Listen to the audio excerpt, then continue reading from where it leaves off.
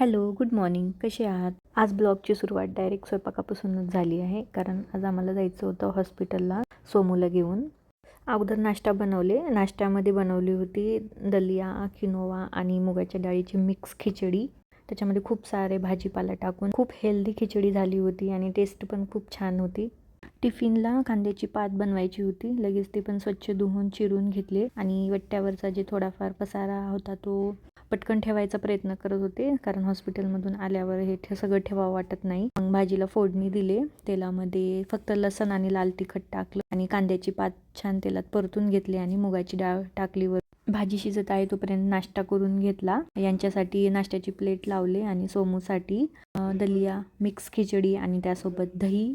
आणि सोमूच्या कसं नेहमीच मागं लागावं लागतं जेवणासाठी. आता पण तिचे तसेच नाटकं सुरू होती. मग आम्ही आलो हॉस्पिटलला आणि हॉस्पिटलमध्ये पण ही अशी नखरे करत होती. मीच तिच्या डॅडीचा हात पकडून डॉक्टरांसमोर बसलेली असते. घरी आल्यास मग पोळ्या बनवले आणि यांचा टिफिन पॅक करून दिला. आणि सोमूसाठी कुकरमध्ये पालक, वरण आणि भात लावले. असं एकत्रच लावते मी वरण भात, त्याने टाईम पण वाचतो. हे झाड रस्त्यावर तोडून फेकून दिलं होतं. ते खूप सुकून गेलं होतं.